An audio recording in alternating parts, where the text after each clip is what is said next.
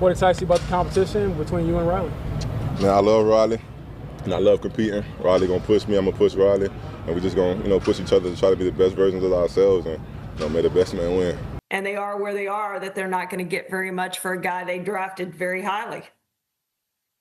Yeah, I don't think you can draft quarterbacks anymore based on potential. You have to draft them based upon experience and potential. I don't think there's any better vet to learn from right now. He's a humble guy. He's a hard worker. He's a good person. I heard great things about him before I even got here. And here, Indiana move. We from Indiana. We from Indiana move. I'm an Indiana move. Touchdown, I-N-D-Y. And he lost the ball. There's a fumble. Who's got it? The officials say the Colts do. Right seat win, baby. Lobs it way downfield, intercepted, coming forward and making the INT for the Colts in the back end. To see the Colts win Super Bowl. Hey, win on three. 1, 2, 3, win! Welcome to another episode of For the Culture Cast. I'm your host, Marcus Sniffles, where we talk Colts during the season, off the season, notes, news, all kinds of stuff. So make sure you guys like, comment, and subscribe. It really helps the channel out a lot. We're just getting started. We're trying to grow this thing out. So if you're a Colts fan and you know a Colts fan, send it their way so they can get the best Colts content on YouTube here. Side note, if it looks like my eye is red, it's because my kids decided they wanted to go to the pool and stay there for 3 hours. So I still have a lot of chlorine in my eyes and I cannot seem to get it out. But that is just another indication that it is summertime. And with it being the official first week of summer, OTAs have started. So there's a lot of things going on with the Colts as far as who's showing up, who's not showing up, camp battles, all kinds of stuff. So one of the main things I wanted to talk about was the future of Anthony Richardson. But before we get to that, I wanted to talk about Jonathan Taylor. Now, I saw a chart going by on my timeline, and it had a list of all the potential free agents coming into not this coming season, but the next offseason. And Jonathan Taylor was on that list. And it just kind of snuck up on me because it feels like just yesterday he had that holdout for a new contract, and this is the final year of his deal, and it's almost one of those things where, do the Colts after this season, do they extend him? This is most likely Jonathan Taylor's last big contract, and it's almost a thing of, is it worth to bring him back after this season? And there's two avenues that we can kind of approach this, where the Colts are a 10-11 win team that makes the playoffs, and it's like, hey, we are a successful team, we're on the way up. Obviously you want to bring back Jonathan Taylor because Jonathan Taylor is the catalyst that's going to help us get to where we want to go. Or there could be on the negative side, where the team falls apart again, where we kind of start off hot and then we just fall by the wayside the last 6 weeks of the season. And it's like, okay, well, do we want to bring him back? Because there's a possibility that Daniel Jones might not be back. Chris Ballard might not be back. Shane Steichen might be fired. So it's like, do you want to dump money into Jonathan Taylor going forward, knowing that you don't have a team that's ready to win? In my book, I feel like you bring back Jonathan Taylor no matter what. You extend him no matter what. Because when you have a top 5 running back, if your team is in win now mode, having that type of production and having that kind of player to rely on is a must. And on the flip side of that, if you're a bad team or you're not in win now mode or you're rebuilding, a player like Jonathan Taylor is a great trade asset because he will be under contract and he will be easier to move because it's, cost efficient for other teams. Other teams don't have to worry about, trying to pay him extra money going forward. They already know what they're going to get and how long they're going to get him for. So I was kind of looking at his numbers throughout his career here, and the magic number for Jonathan Taylor is 300 carries. Like, if Jonathan Taylor gets 300 carries, he's going to get over 1,400 yards. And I was kind of thinking, man, like, can we continue to just rely on Jonathan Taylor to be that kind of a workhorse running back? Can we just put all our eggs into that basket and just hope that Jonathan Taylor stays healthy and that he can just be, follow in the footsteps of like a Derrick Henry, who is still being productive at his age and still being a 1,500-yard rusher, while knowing that there's a risk that running backs could fall off at any moment. Like, he could have like a Saquon Barkley-esque, high-end year and then fall off the next year like Saquon Barkley did. And the season that I really thought about the most was the 2023 season, where it was Zach Moss's second season here with the Colts. And for like the first 3 weeks of the season, Zach Moss was leading the NFL in rushing. I believe Jonathan Taylor was hurt to begin the season, and so Zach Moss had to carry a bulk of the load. He had like 183 carries that year compared to Jonathan Taylor's 169 carries.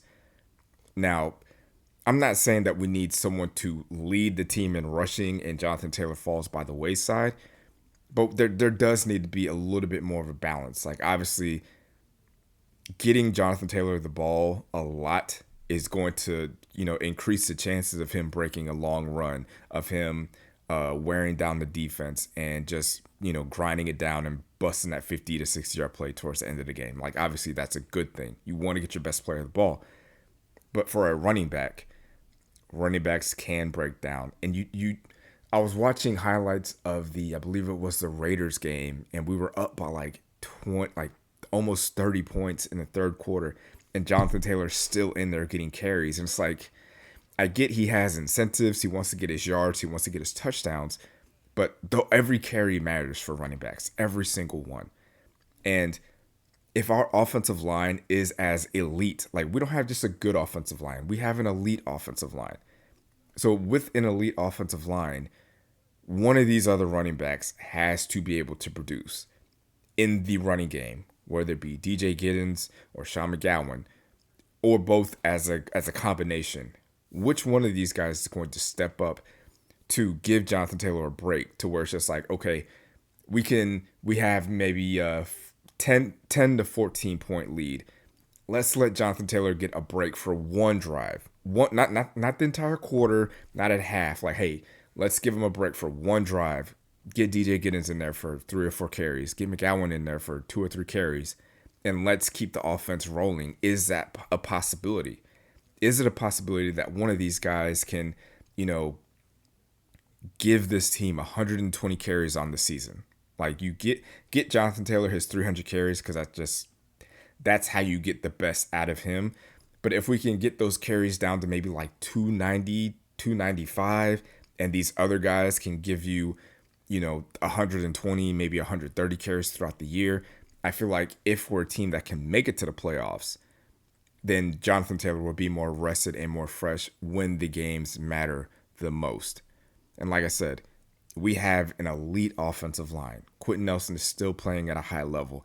Everybody else is still young outside of Burney. He's on his second contract, but that whole right side of the line is nothing but rookies and third-year players. Like, we're only going to continue to get better. And there's no point in continuing to put this entire workload on Jonathan Taylor. Like, I feel like the running game is going to be extremely important this season, because we have a limited wide receiver core when it comes to like that second and third wide receiver position. Like, we know Josh Downs can be productive in the slot, but can he be productive as the wide receiver 2? Can Alec Pierce be productive as the wide receiver 1? Who's going to be wide receiver 3 and 4? We have a quarterback coming off of a torn Achilles. Yeah, he's on pace to start for week 1, but can we expect Daniel Jones to play at the level that he was playing for the first 8 to 9 weeks of the season off of torn Achilles? Can we expect him to stay healthy the entire season? So I feel like we are going to have to rely on the running game more. We're going to have to rely on Jonathan Taylor. Why not try to spread that load out a little bit more and let these other guys get some more carries? You made it this far. If you have not liked the video at this point, what are you waiting for? Just like the video. Hit the like button right now. I'm talking to you. Make sure you like the video and subscribe and drop a comment. All that stuff. This is a threat. Not a threat, a warning. But it could be a threat. Just do it. Now, as of right now, running backs, are one of the lower paid skill position players in the NFL. Jonathan Taylor this year is going to have a cap hit of a little bit over $15 million. That's number one out of all running backs in the NFL. Now, coming into the season, the Miami Dolphins extended their running back, Devon Achane. They signed him for a 4-year, $64 million deal with $27 million guaranteed. So that's around $16 million a year. So I feel like with that kind of money, especially if Jonathan Taylor continues to be the guy that he's been, like he's had consecutive 14,000-yard seasons, I don't expect him to have anything less than that. I still expect him to be a top 5, at minimum top 3 running back this season.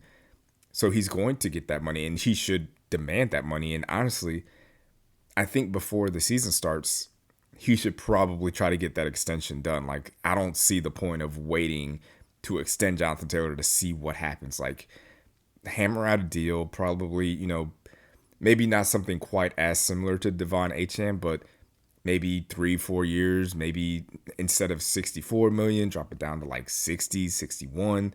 Instead of 27 million, maybe make it 25 million, something around. Like, it should be close because Jonathan Taylor is better than Devon Achane, and he is going to be more important to our offense. And we're still in win now mode. So it's like, hey, get the best guys in there and make sure that they're happy and productive. And the way to kind of increase that is to pay them. Make sure that they're getting paid what they deserve. And I think Jonathan Taylor, for my money, I still believe Jonathan Taylor is the best running back in the NFL. He was the best running back in the NFL last year. And I think he will finish the season next year as a top 5 running back at bare minimum. So pay him like he's worth it. Now, one of the more intriguing storylines of this offseason for the Colts is Anthony Richardson requesting a trade and the Colts mutually agreeing to trading him. Like, I know when it came out, they make it kind of seem like Anthony Richardson is the one that wants to trade and the Colts just agreed to it. I think it's a little bit more I think it's closer to the Colts went to him and were like, hey, we're ready to move on. Like, Shane is kind of checked out on you. We're all in on Daniel Jones. Shane, all this offseason has been talking about Riley Leonard being the second quarterback and getting all the snaps. But when a trade didn't materialize, Anthony Richardson decided to show up to OTAs and put some work in to get better. And as a regular person who's not in that kind of work where it's just like, you're fighting other people for your job and for money, I would be uncomfortable. Like, if I was Riley Leonard, I would be uncomfortable with that, where this guy has showed up that I thought wasn't going to be here and he wants my job. Or if I'm Anthony Richardson, I'm like, okay, I'm showing up to a job where these people don't want me to be here. They don't want me to succeed here. And I'm still showing up to work. That would be awkward for me. And I feel like for the rest of us, regular people, that would be awkward for anybody. But when you're a competitor on that level, on the NFL level, that stuff doesn't bother you. You go in there and you're ready to compete against whoever's in front of you. And it's just that mentality of NFL players. Now, as one of the few Anthony Richardson truthers or believers or whatever you want to call us, I think Anthony Richardson's best bet to succeed in this league is still to be an Indianapolis Colt. He knows Shane Steichen's offense. He's been in the system going on his 4th year. He just has to stay healthy. Obviously, you don't want to come into the quarterback room or to the offensive room or to the team room to make things uncomfortable. You don't want to make things weird, because as the quarterback too, your job is to service the quarterback, the starting quarterback, to make sure that he is ready to go. But in the process of doing that, you need to make sure that you're good. Make sure you know the offense. You know the playbook. You know everything about what everybody's supposed to be doing. You know about the protection. You know how to read the coverages. Everything that needs to be known to be successful in the league and in this team and on this offense, you need to know it like the back of your hand also. Because as we know as Colts fans, the backup quarterback is one hit away from being a starter. We've seen it since Andrew Luck, with Peyton Manning, and with Anthony Richardson, and with Daniel Jones. We know that these quarterbacks it doesn't take much for that second guy to be your guy for the rest of the season. So Anthony Richardson needs to come into this season as if, I'm going to get an opportunity to play for the Indianapolis Colts. There is going to be an opportunity for me here. Daniel Jones is not going to start every single game this season. He's only done that one time in his career, and there's no reason to think that he's going to do it going forward. He's only done it once. You are what you consistently do at this point. Like, Daniel Jones is an injury-prone quarterback. So Anthony Richardson needs to be ready, and he needs to go and do whatever it takes to win that second QB spot. He needs to go in there and be that guy. The only time he needs to make it uncomfortable for anybody is for the coaches when they're talking about, okay, we couldn't trade him, but he looks so good in OTAs. He looks so good in training camp. He looks so good in preseason. We cannot look at the rest of this team. We can't look at the other 52 guys on this team and say, you know what? Riley Leonard is quarterback too. I know what you guys saw. I know you guys saw Anthony Richardson outplay him, outperform him, do everything better than him in the preseason. But because we don't want Anthony here, because we're still looking to trade him, because Shane is checked out on him, we're still going to put him at quarterback 3. Obviously, these guys are professionals and they'll deal with it, but that will make the locker room more uncomfortable. That will make the locker room more uncomfortable as opposed to just putting the best guy there. And I believe that Anthony Richardson can be the best guy. Like, I don't think there's clearly not an opportunity for him to be the starter, like, long term for this year, outside of Daniel Jones getting hurt again. And Anthony Richardson has to be ready. He absolutely has to be ready. He cannot come in and have another blunder like he did in the preseason against Baltimore. That kind of stuff can't happen. And him showing out and being the best quarterback for the second spot, that only helps with his trade request. If the Colts really want to trade him and they really want to move him, if he shows up and performs better than Riley Leonard and shows that he's the best quarterback, then that just makes his trade value higher. And now we can move him and he can go be, a backup somewhere or compete for a starting job somewhere else. Because for the most of this offseason, the Colts have kind of been trashing him, saying like, oh, his vision is still messed up and, he's not cleared yet visually. And now they're kind of starting to turn that, change the tone about that, as far as like saying like his eye is good. He came in shape. He looks like he's ready to go. Coaches talk. All these coaches talk. All these coordinators talk. And if Anthony Richardson looks great at practice, other coaches are going to want to know about that. And the Colts are going to say that. They're like, hey, he looks great. You should trade for him. We will send him over.